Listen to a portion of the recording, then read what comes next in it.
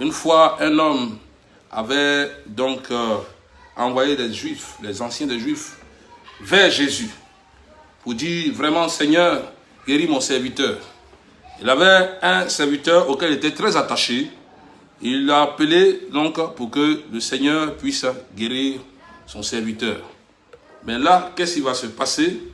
Quand les Juifs sont arrivés, ils ont dit à Jésus, cet homme mérite que tu lui accordes ce qu'il te demande. Il mérite. Quand vous ouvrez Luc chapitre 7, versets 3 à 5, ce n'est pas notre thèse de base, mais il dit il mérite. Pourquoi il dit il mérite? Ils vont donner la raison. Il dit il aime notre nation. C'est lui qui a construit même notre synagogue.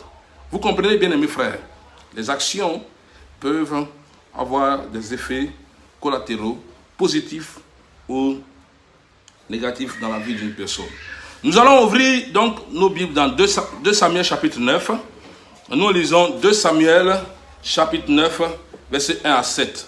La Bible nous dit, David dit, reste-t-il encore quelqu'un de la maison de Saül pour que je lui fasse du bien à cause de Jonathan? Or, il y avait un serviteur de la maison de Saül nommé Siba, que l'on fit venir auprès de David. Le roi dit, es-tu Siba? Il répondit, ton serviteur. Le roi dit, n'y a-t-il personne de la maison de Saül pour que je juge envers lui de la bonté de Dieu? Et Siba répondit au roi, il y a encore un fils de Jonathan, perclus des pieds. Et le roi lui dit, où est-il? Siba répondit, il est dans la maison de Makir, fils d'Amiel, à Lo-débar. Le roi David l'envoya chercher dans la maison de Makir, fils d'Amiel, à Lo-débar.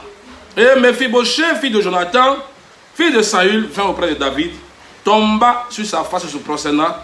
David dit, Mephibosheth, il répondit, voici ton serviteur. David lui dit, ne crains point, car je vais te faire du bien à cause de Jonathan ton père. Je te rendrai toutes les terres de Saül ton père, et tu mangeras toujours à ma table. Alléluia.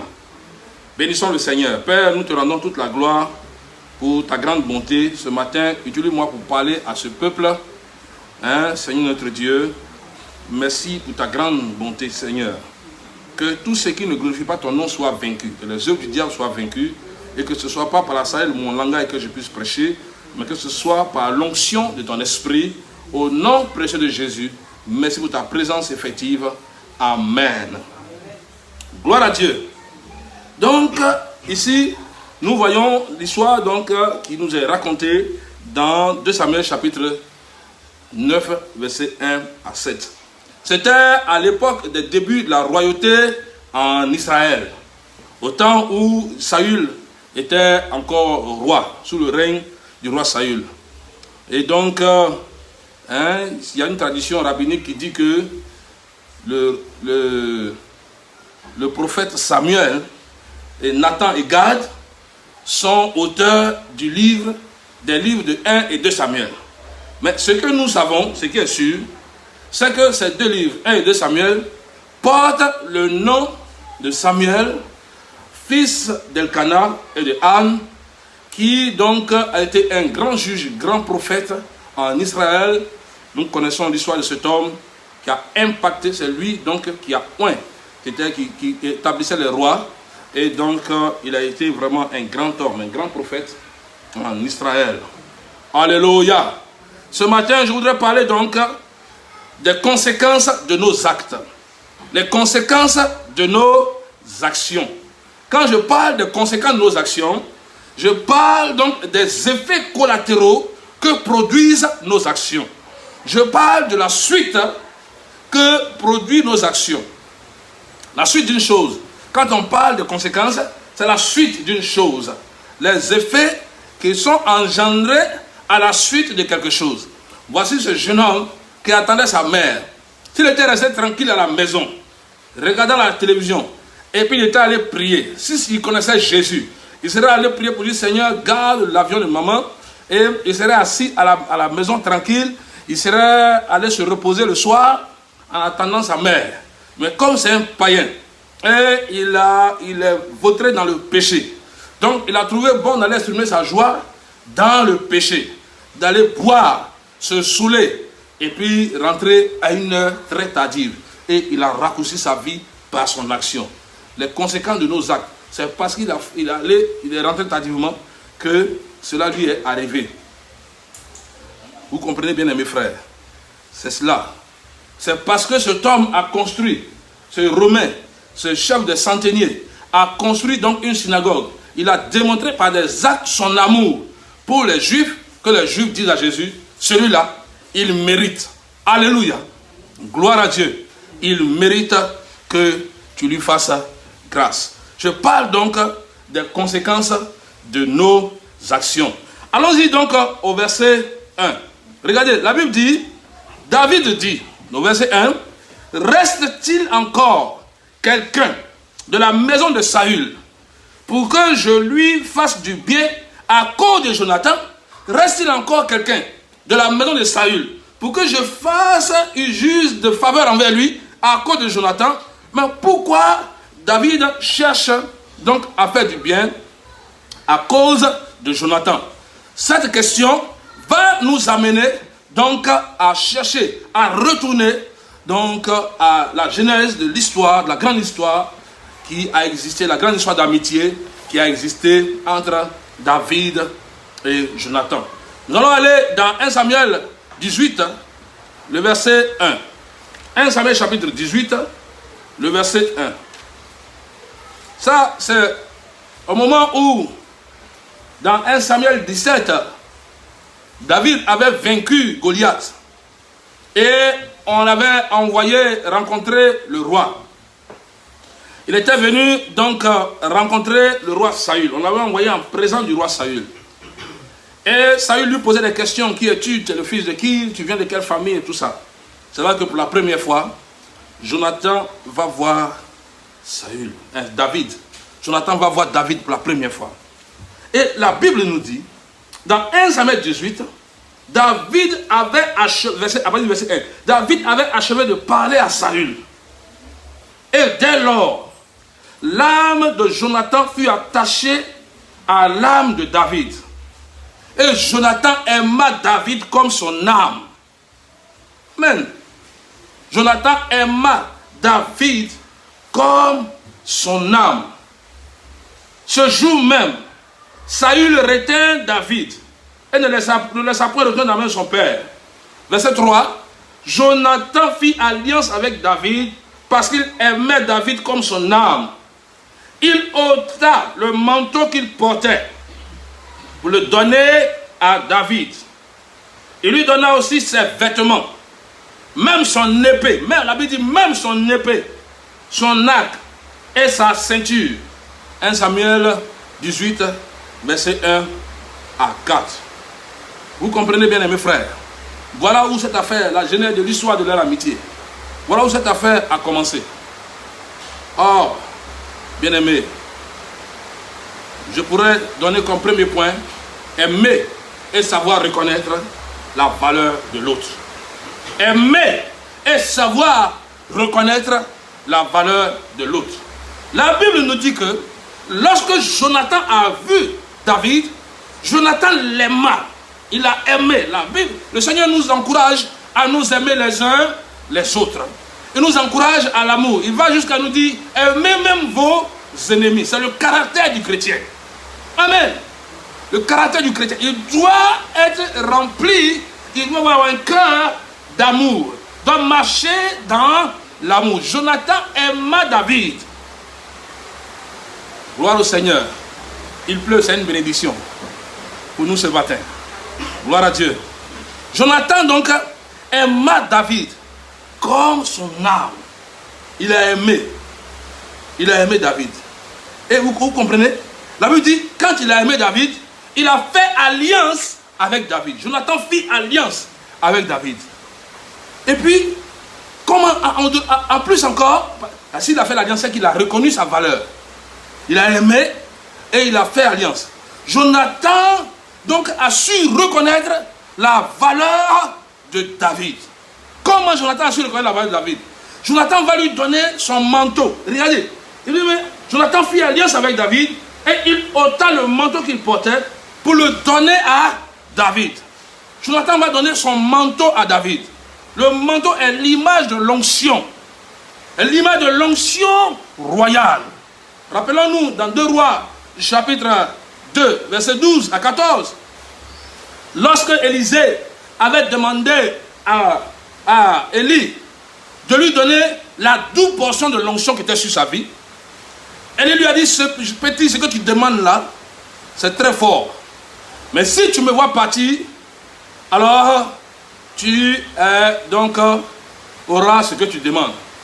Pendant que les deux marchaient, un chat de feu est venu prendre Élie. Et là, il fallait qu'Élisée donne la preuve qu'il a vu Élie. Il crie, Père, Père, cavalerie, chat d'Israël, mon Père, mon Père. Lorsque Élisée a entendu cela, Élisée a laissé tomber le manteau. Le manteau, c'est l'image de l'onction. Alléluia. Lorsque Élisée a récupéré le manteau d'Élie, la double portion de l'onction, Élisée venait de recevoir la double portion de l'onction d'Élie. Et il va prendre ce manteau-là, il arrive au Jourdain et il frappe le Jourdain. Et les autres prophètes qui étaient donc au même stade qu'Élisée, qui étaient aussi des prophètes, qui lui avaient dit, ton maître va aller aujourd'hui. Quand ils ont vu la double portion de l'onction qui était sur la vie d'Élisée, ils sont venus se prodiguer, l'onction d'Élie est sur lui. Alléluia. Il a l'onction d'Élie sur lui. Le manteau. Élie laissa tomber le manteau. Quelqu'un dit le manteau. Bien aimé frère, le manteau est donc le symbole, l'image de l'onction. Le manteau est aussi l'image de la condition. C'est l'image aussi de la condition. C'est l'image du statut. Le manteau est l'image du statut, la condition. Dans Marc chapitre 10, verset 50, nous voyons là un homme qui s'appelait Bartimée. Là, il était au bord du chemin. Et Jésus passait par là. Et lorsque Jésus passait par là, Bartimée a entendu que Jésus est en train de passer par là. Il a demandé, mais qui? Il dit, attends, fils de David, aie pitié de moi. Les gens ont cherché à le faire taire. Mais Bartimée sait que celui qui guérit là, c'est lui qui est en train de passer. Si je me tais, que j'écoute les qu'en dira-t-on, je laisse les influences, je laisse les gens m'influencer, eux ils voient clair. Ils n'ont pas de problème de cécité. Mais moi je vais demeurer avec toute ma vie. Ça c'est l'occasion, frère. Sache reconnaître les opportunités. Alléluia. Sache reconnaître les opportunités que Dieu place dans ta vie, parce que Dieu te donnera des opportunités. Amen. Et donc, bien aimé frère, voici, et donc, Élisée, comment il s'appelle? Bartimée va commencer à crier, fils de David. Quand les gens ont cherché à le faire taire, il a crié encore plus fort, fils de David. Et Jésus dit, faites-le venir. Lorsque Jésus a dit, faites-le venir, Bartimée savait que sa condition avait désormais changé. Son statut avait désormais changé. Bartimée s'en va dans un statut nouveau. Bartimée s'en va dans une condition nouvelle. Dans Marc chapitre 10, verset 50, la Bible dit, Bartimée laissa tomber son ancienne condition. Bartimée laissa tomber son ancien statut. Bartimée laissa tomber le manteau. Le manteau est l'image donc de la condition et du statut. Bartimée laissa tomber son manteau. En donnant donc son manteau, lorsque Jonathan donna son manteau à David, c'était un acte prophétique de transfert de royauté, de transfert de conditions. Alléluia. C'était donc un acte prophétique pour dire David, écoutez, je reconnais, j'ai dit aimer et savoir reconnaître la valeur de l'autre. Dans la dynastie de Saül, c'est Jonathan qui donc doit être le prochain roi. Parce que quand ton père est roi, la royauté se transmet de père à fils. Ce n'est pas une affaire d'élection. C'est transmission donc de père à l'enfant, du père à l'enfant. Ainsi donc David a été roi et à sa place Salomon son fils a régné sur Israël. Donc dans la dynastie de Saül, C'est Jonathan qui devait régner sur le trône. Mais lorsque Jonathan regarde David, Jonathan a aimé David. Et Jonathan a reconnu la valeur de David. Alléluia. Ça, c'était un acte d'humilité. Il a reconnu la valeur. Sachez reconnaître la valeur de l'autre. Aimer et sachez reconnaître la valeur de l'autre. Cela est très important, bien aimés frères. Ce n'est pas parce que toi, tu as l'occasion, tu n'as pas la compétence, et tu vas empêcher l'autre alors que tu sais qu'il a de la valeur. Il peut être une bénédiction pour la nation, pour votre entreprise, pour l'affaire, etc. Et puis tu le bloques. Pourquoi? Sache reconnaître la valeur de l'autre. Amen, amen, amen. Saül, Jonathan a su reconnaître la valeur de l'autre. Il a su reconnaître la valeur de David. Il lui a remis son manteau. Alléluia. Il lui a remis son manteau. La nouvelle condition. Et la Bible dit, Jonathan donna même son épée et son arc. L'épée et l'arc, c'est le symbole de la puissance, le symbole du pouvoir, le symbole de la souveraineté. L'arc, l'épée, le symbole de la puissance, le pouvoir, la souveraineté, la royauté, pour exercer quoi? La justice et le châtiment. L'épée est là pour exercer la justice et le châtiment, le symbole du pouvoir. Il remettait le pouvoir ainsi à David. Amen. Et la ceinture, c'est la ceinture. Il lui donna aussi sa ceinture. C'est la ceinture qui attache, qui serre nos vêtements. Ça attache nos vêtements sur nous. Et quand là, tu mets la ceinture, quand on te regarde, on dit tu es bien vêtu. Tu es beau à voir. C'est-à-dire que c'est comme ta vie est jolie à voir. N'est-ce pas, bien-aimés frères? La ceinture en matière de combat pour les soldats. C'est sur la ceinture qu'ils accrochent tous les vivres. Ils accrochent leur goude à eau. Ils accrochent leurs armes. Ils accrochent tout.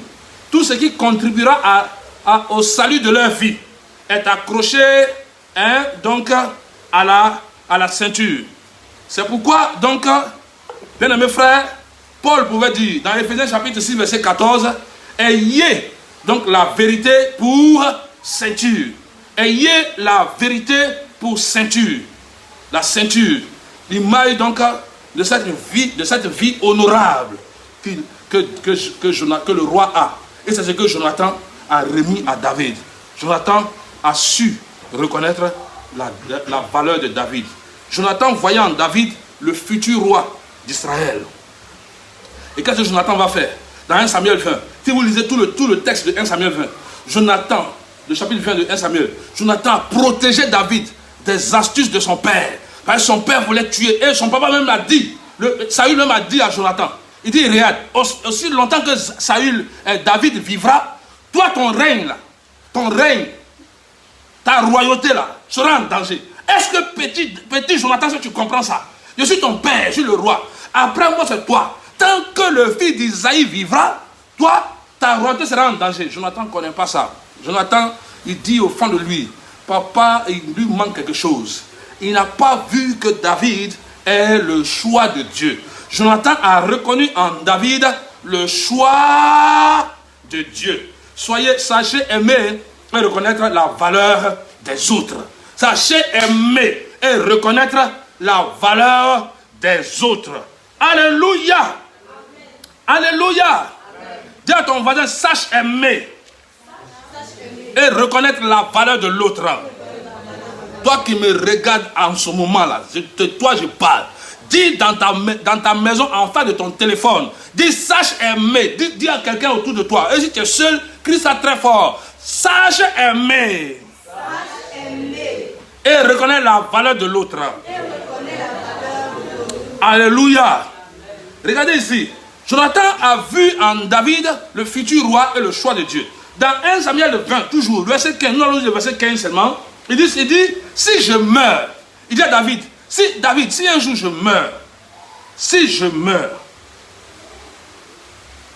ne retire jamais ta bonté envers ma maison. Même lorsque l'Éternel retranchera chacun des ennemis de David de dessus la face de la terre.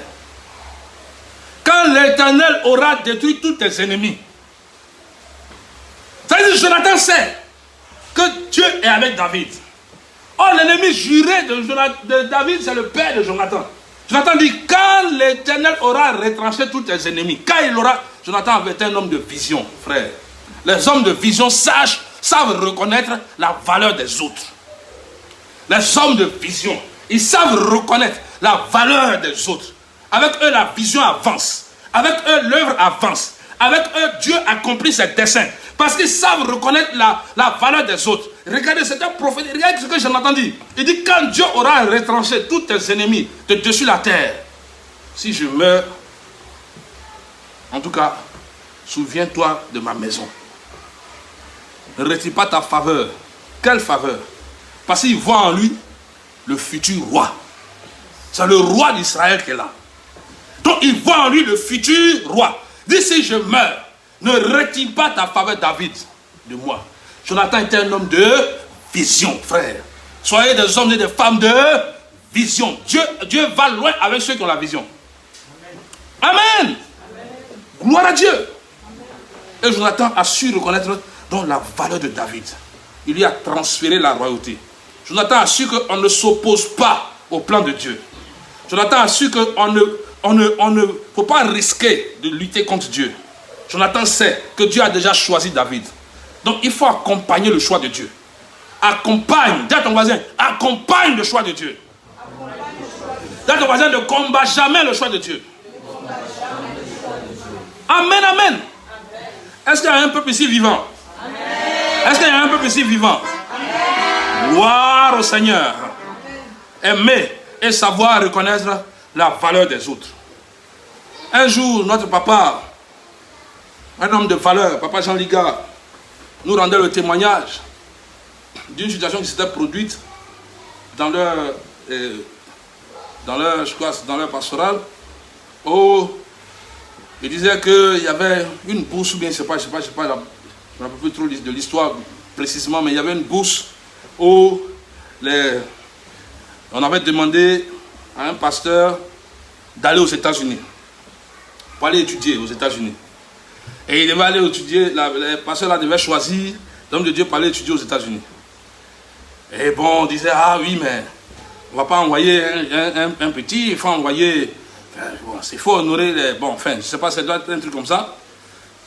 Et puis le vieux, il a dit, mais écoutez, nous tous qui sommes assis là, il y a un de nos petits qui est là. Quand on voit ses notes, il a les meilleures notes au milieu de nous. Il a les meilleures notes. Il a les 100%. 100%, 100%, 100%, 100%. À tous ses devoirs. Mais frère, voilà quelqu'un qui a de la valeur. C'est lui-là qui peut dignement nous représenter. Ce ne sont pas les gens qui ont 3% sur bien 15% ou bien 10%. Lui, il a 100%, 100%, 100%. Oh, il faut qu'on l'envoie. Les gens ont dit, ah, mais si on l'envoie, peut-être il va rester là-bas. Alors, papa lui a dit, si tu vas, ne reste pas. Reviens.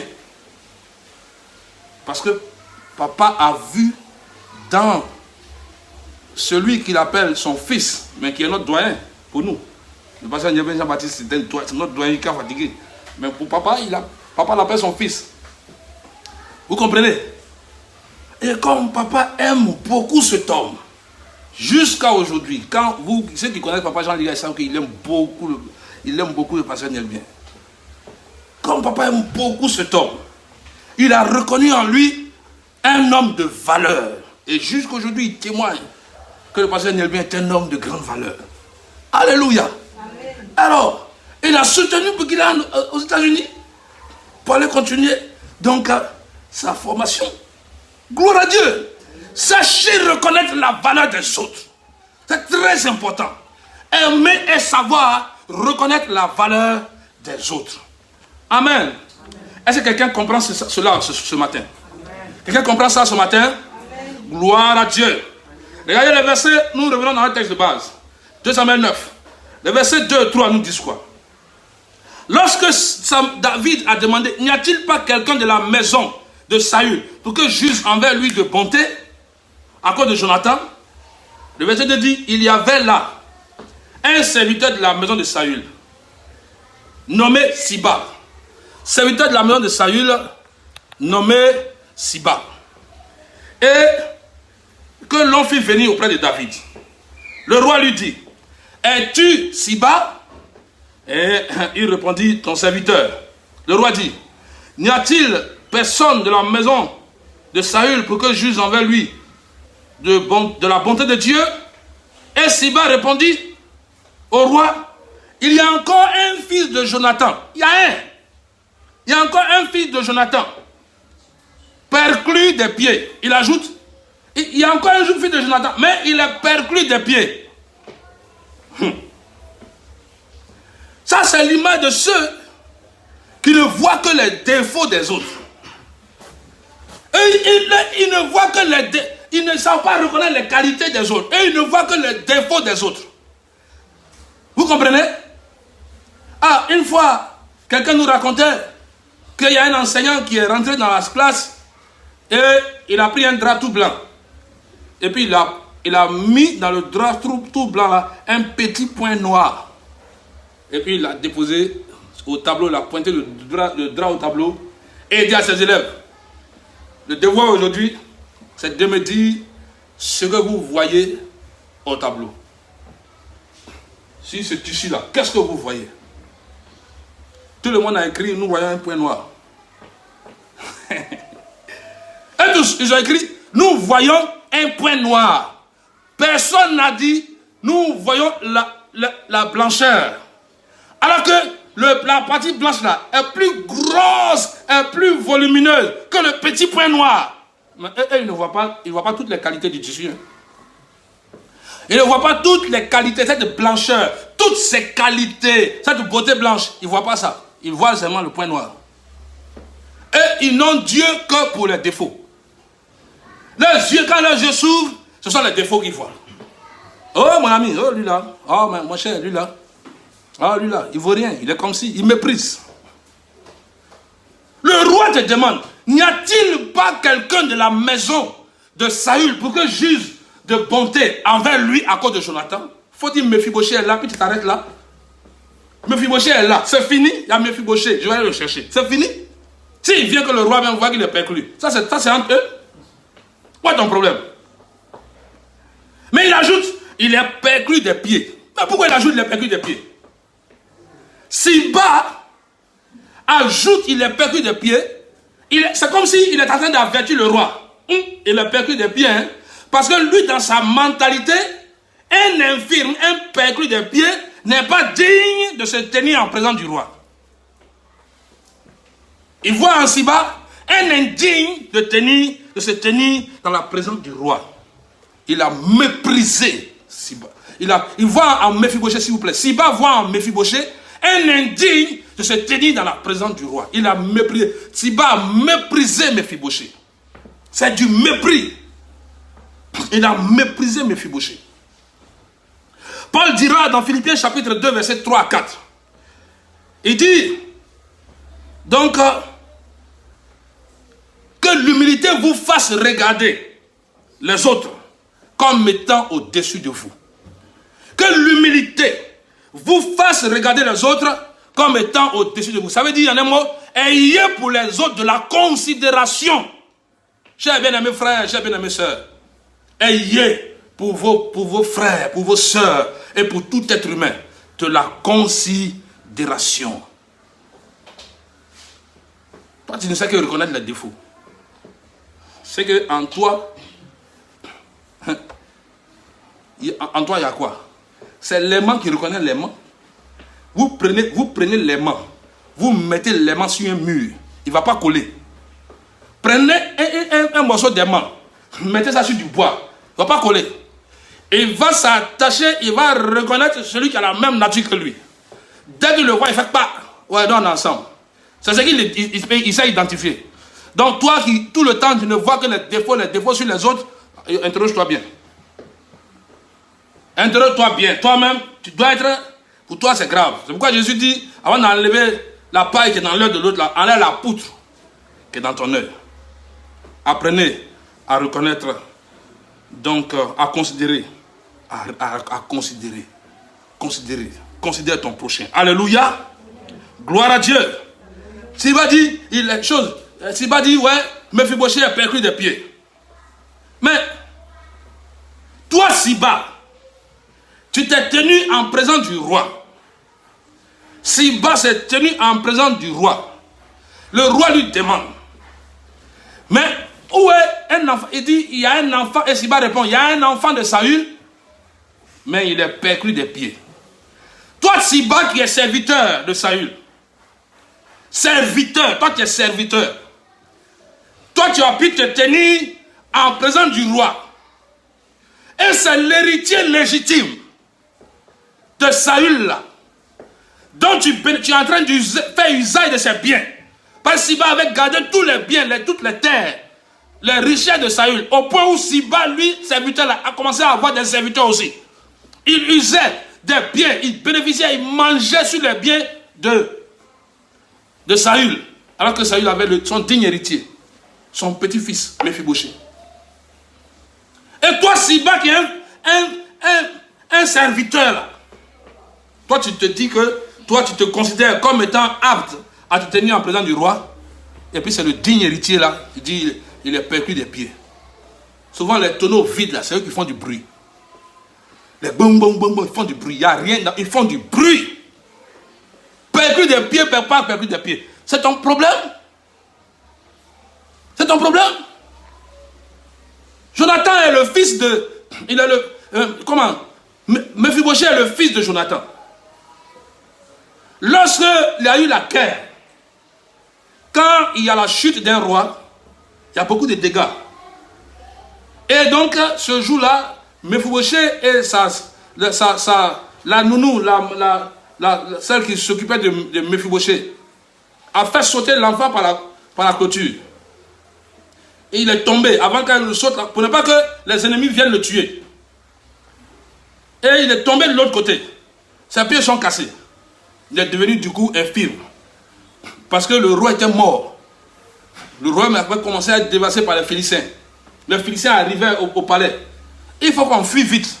Si on ne fuit pas, on va nous tuer tous.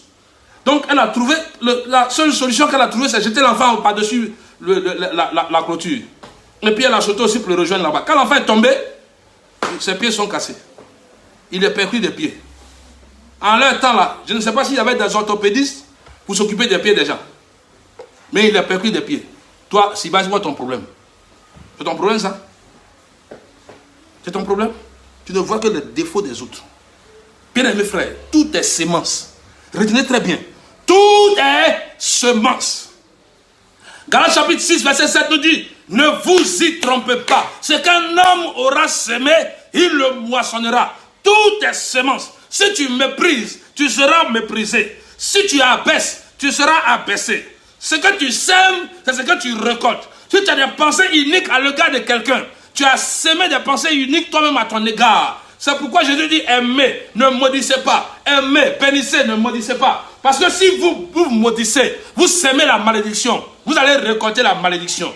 C'est la semence est plus petite que la récolte. La semence est toujours plus petite que la récolte. Ce que tu as semé là, ce que tu vas récolter est de loin plus grand que ce que tu as semé. Si tu as semé la malédiction dans la vie de quelqu'un, frère, tu vas récolter des tonnes de malédiction. Si tu as semé la haine descendra sur ta descendance.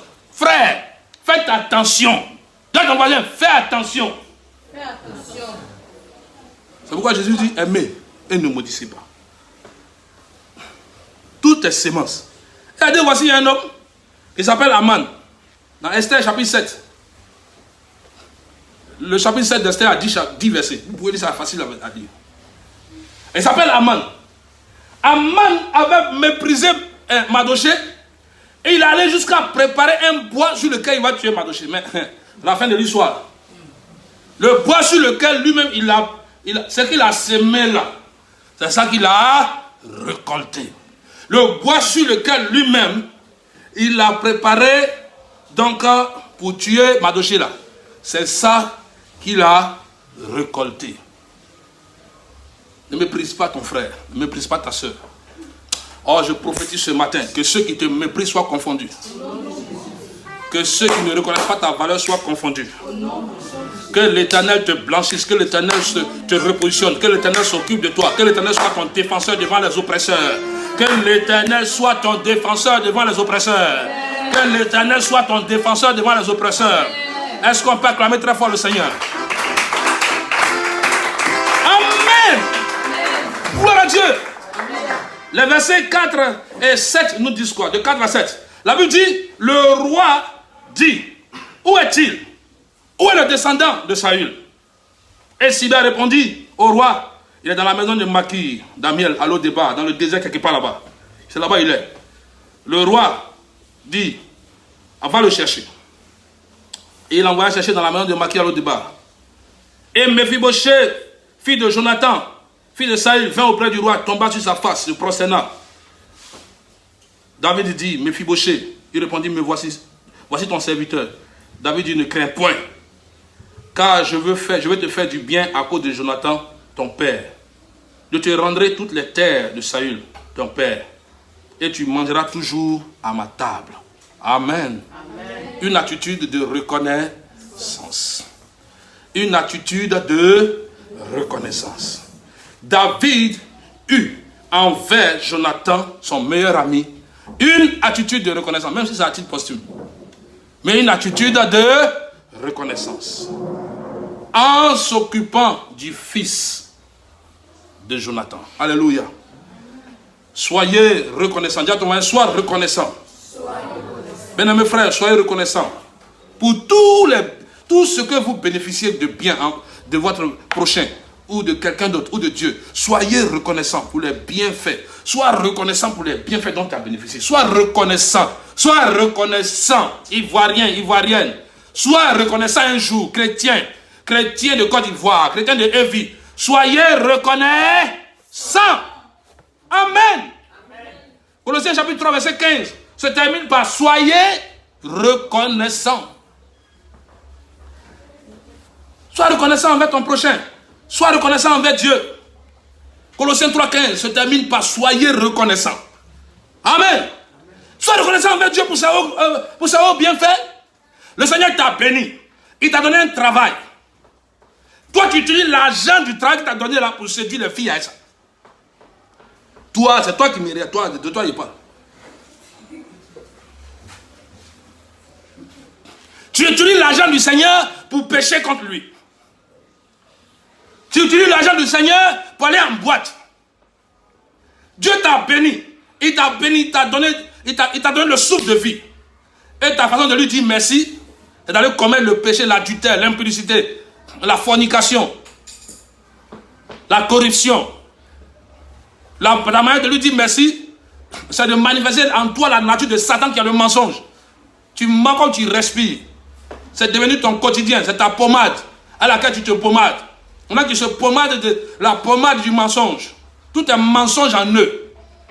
Ils mentent sans être inquiets. C'est leur bonjour seulement qui est vrai. Non! Soyez reconnaissant envers Dieu. Sois reconnaissant envers ton prochain. Sois reconnaissant. Amen. Un jour, il y a un jeune frère qui a hébergé quelqu'un. Il a hébergé le gars.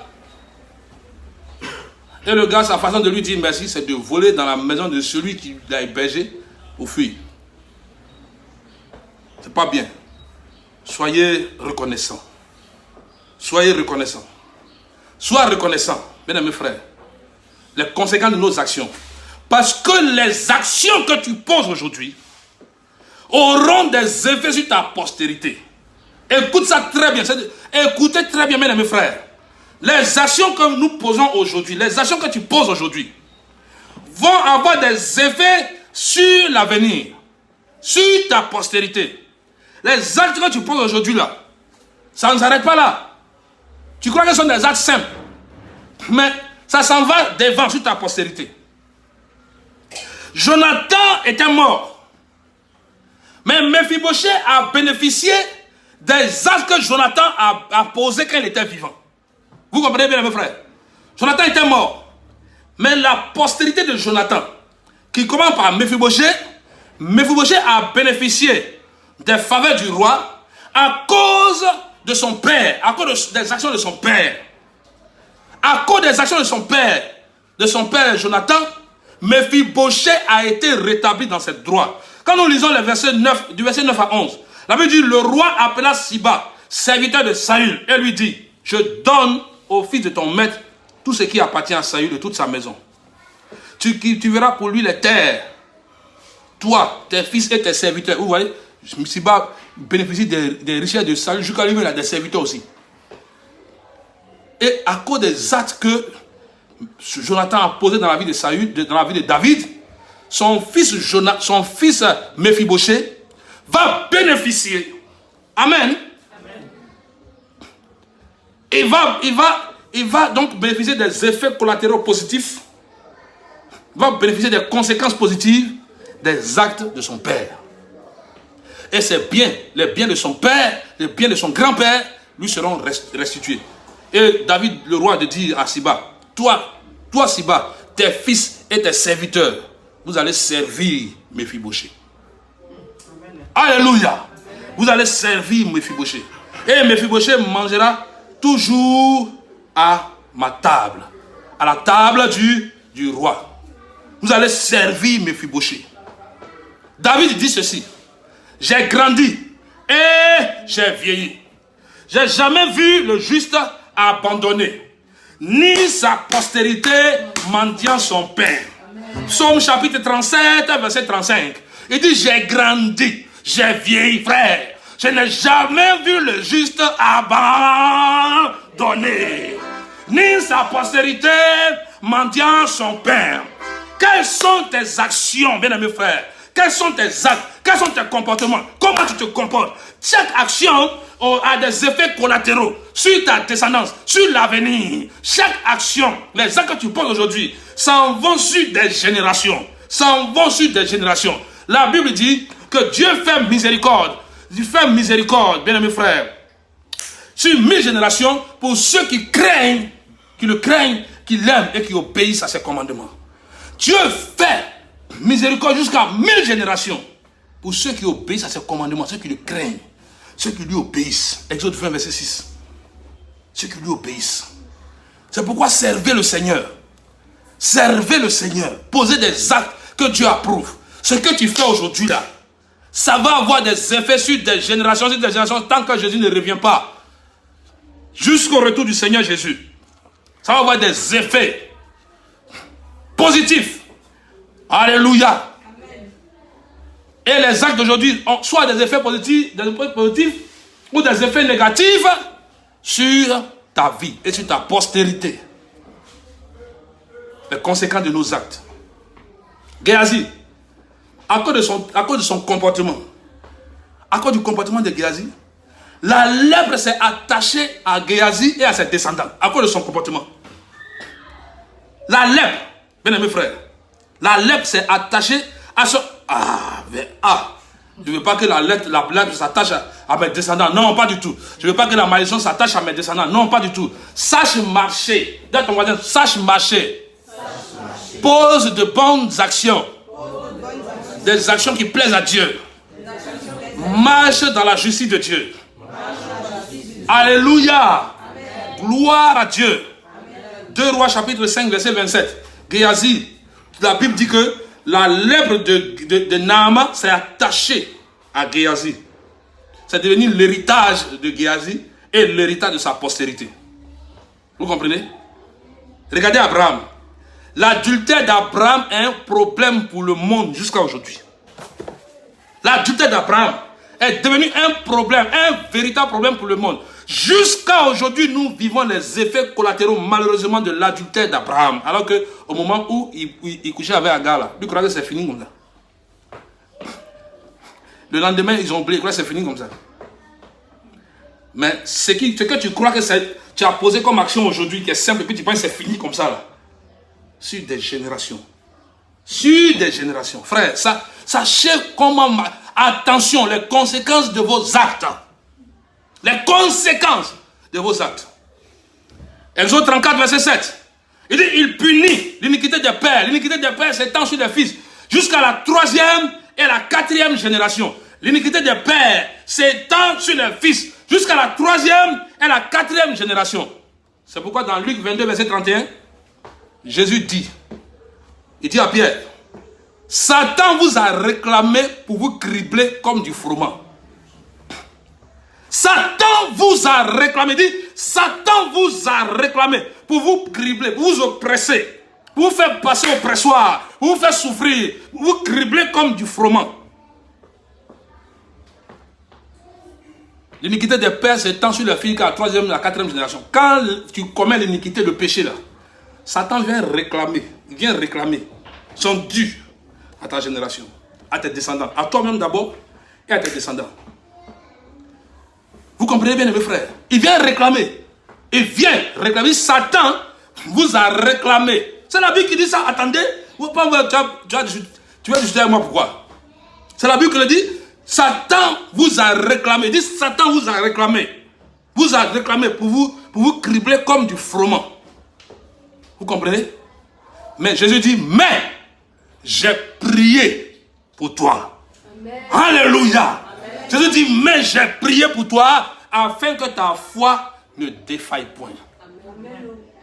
Paul nous dit dans Romains chapitre 8 verset 34, Christ se tient à la droite du Père et c'est lui qui intercède pour nous. C'est lui qui intercède pour nous. Donc, bien aimé, ces réclamations-là n'ont plus de pouvoir quand tu es en Jésus-Christ. C'est en Jésus-Christ seulement que toute réclamation satanique sur ta vie est annulée. C'est en Jésus-Christ seulement que toute réclamation satanique sur la vie de ta postérité est annulée. Veille sur tes actes. Veille sur tes actions. Parce que tes actes vont déterminer ta destinée. Ta destinée éternelle. Ta destinée, bien aimé frère, la destinée de tes descendants. Tes actes vont déterminer ça. Il y a deux. Je voudrais parler à quelqu'un ce matin qui ne connaît pas encore Jésus. Je voudrais profiter de ce temps-là pour parler à quelqu'un. Parce que j'ai déjà fini, je vais m'arrêter tout à l'heure. Pour parler à quelqu'un qui n'a pas encore fait la paix avec Jésus. Tu es là, tu t'appuies sur ton argent. Tu t'appuies sur tes relations. Tu t'appuies sur ton pouvoir. Tu t'appuies sur ta position sociale. Tu te crois tout puissant. Quand on te parle la parole de Dieu, tu t'en fous. Tu ne veux pas écouter. Hier, j'avais balancé les invitations pour demander à tout le monde de se connecter afin de suivre le culte. Quelqu'un m'a ramené un message. Il me dit, ne m'envoie plus jamais ce type de message. Ne m'envoie plus jamais ce type d'invitation. Je n'ai pas affaire à ça. Lui s'en fout de Dieu. Dieu c'est qui? Je voudrais parler à quelqu'un ce matin. Il y a deux, tu n'es pas éternel sur la terre.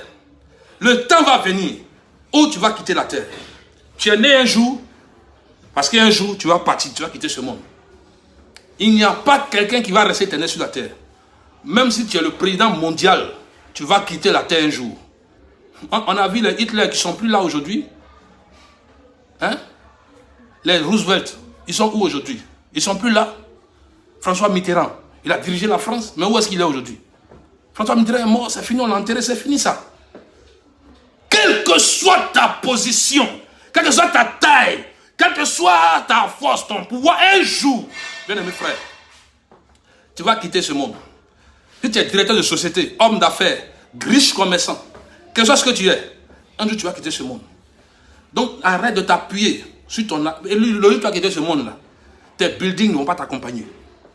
Tes voitures ne vont pas t'accompagner. Ton argent ne va pas t'accompagner. On a vu des grands qui sont morts dans ce pays. On les a déposés seuls dans leur cercueil, là. Et puis c'est fini. On ne parle plus de ça. On dit, ah, voici c'est bien. Il avait ça, il avait ça, il avait. Mais il n'a plus. C'est terminé. Tu t'en vas seul. Tout ce que tu es en train d'amasser, puis à cause de ça, on te parle de la parole de Dieu, tu t'en fous là. Quand tu vas mourir, tu vas laisser, puis tu vas partir. C'est fini. Et d'autres personnes, des gens que tu n'aimes pas peut-être même, vont user de ça, de ce que tu as amassé. Il y a deux destinations. Il y a l'enfer et il y a le paradis. Il y a l'enfer et il y a le paradis. Où seras-tu dans l'éternité, frère, mon ami, toi qui me regardes là? Où seras-tu dans l'éternité? Regarde-moi bien, c'est de toi que je parle. Où seras-tu dans l'éternité? Où seras-tu dans l'éternité? L'éternité, ton éternité dépendra des actes que tu vas poser maintenant, aujourd'hui. Si tu poses des actes de foi, tu poses l'acte de foi, celui de croire en Jésus-Christ et d'abandonner tes péchés, et puis de marcher en obéissant à la parole de Dieu, en donnant ta vie au Seigneur, alors la grâce et la faveur de Dieu viendront sur toi. Le sang de Jésus-Christ te purifiera de tout péché. Et un jour, quand tu vas quitter ce monde, tu seras dans le ciel de gloire auprès du Seigneur. Et si tu vis encore que Jésus revient, tu seras enlevé avec l'Église. Alléluia. Chrétien, tu as un pied dedans, un pied dehors. Tu es à l'église, tu lèves les mains. C'est toi qui parles en langue, tu chantes, tu fais tout, tu prêches. Hein? Tu donnes des millions pour bâtir le temple. C'est bien, tout ça sont de bonnes choses. C'est toi qui remplis le frigo du pasteur. Tout ça sont de bonnes choses. Tu es diacre, tu es diaconesse. Ta position dans l'église.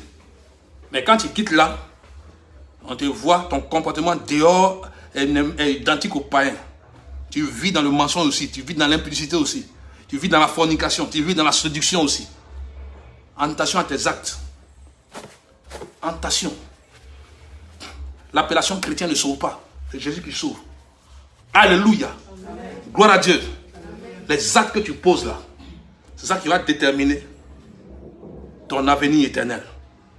Si tu crois au Seigneur Jésus, et tu marches selon ses commandements, et tu te détournes de ta mauvaise voie, et que tu obéis, et que tu honores le Seigneur, alors tu seras sauvé. Mais si tu refuses de croire en Jésus, et tu te caches pour mourir, et à l'église tu as une apparence, et puis dehors tu as une autre réalité. Tu as deux personnes en même temps. Ça, c'est la nature de Satan, le mensonge. Il donne une image qu'il est alors que ce n'est pas ce qu'il est. Bien-aimé frère, si tu refuses de croire en Jésus, si tu poses des actes de mensonge, si tu poses des actes de fraude, des actes d'impureté, si tu tues à cause de tes intérêts personnels, toi tu tues les gens à cause de tes intérêts personnels, ça ne te dit rien de sacrifier des vies humaines à cause de tes intérêts personnels, tu vas rendre compte à Dieu, mon ami, tu vas rendre compte à Dieu. Tu vas rendre compte à Dieu, de toi il parle, tu vas rendre compte à Dieu. Tu vas rendre compte à Dieu. Tu ne resteras pas impuni. Même si la justice des hommes ne t'a pas attrapé, la justice de Dieu ne va pas te rater. Tu vas rendre compte à Dieu. Tu vas rendre compte à Dieu pour chaque âme que tu as tuée. À cause de tes intérêts minables qui s'arrêtent sur la terre ici, là. Tu vas rendre compte à Dieu. Les détournements de fonds et tout ça, tu vas rendre compte à Dieu. Les conséquences irréversibles des mauvais actes, la conséquence irréversible, c'est la mort éternelle. C'est la perdition éternelle. C'est la condamnation éternelle. Bien-aimés frères, quels sont les actes que tu poses? Je vais m'arrêter là. Parce que déjà, regardant sur mon chrono, je vois que j'étais un peu long. Mais quels sont les actes que tu poses? Quels sont les actes que tu poses? Les conséquences de nos actions. Soit elles ont des effets collatéraux positifs, soit elles ont des effets collatéraux négatifs. Et ça s'étend sur plusieurs générations. Que le Seigneur te dirige, que le Seigneur te garde, que le Seigneur t'aide à marcher donc dans une conduite qui lui est agréable. Que le Seigneur te donne la grâce, que son esprit te donne la force de lui être agréable par ton comportement, ta conduite et ta marche. Au nom de Jésus-Christ. Je souhaite qu'à travers ce message, toi, tu puisses désormais veiller sur ta façon de marcher. Veiller sur ta conduite. Tu puisses désormais veiller sur ta conduite. Tu puisses désormais faire attention à ce que tu fais, à ce que tu dis, à ce que tu penses. Que la grâce de Dieu soit avec toi. Que la faveur de Dieu soit avec toi. Et que toute réclamation contre ta vie soit vaincue dans le nom de Jésus. Bénissons le Seigneur. Oh, nous te bénissons, Père, pour ta grande bonté. Merci, Seigneur. Merci, Seigneur. Gloire à Dieu. Gloire à Dieu. Gloire à Dieu. Bénissons le Seigneur. Je sais qu'un jour, mes yeux verront Jésus. Je sais qu'un jour, mes yeux verront Jésus. Oh, si je marche jusqu'au bout, par la foi et malgré tout, je sais qu'un jour mes yeux verront Jésus. Si je marche jusqu'au bout, par la foi, et malgré tout, je sais qu'un jour mes yeux verront Jésus. C'est le moment de se repentir, de demander pardon au Seigneur pour tous tes péchés, toutes les fautes. Si dans ce message tu t'es senti concerné, ce en quoi tu sais que tu as fauté, demande pardon au Seigneur et il est prêt à t'accorder sa grâce. Que le Seigneur te bénisse.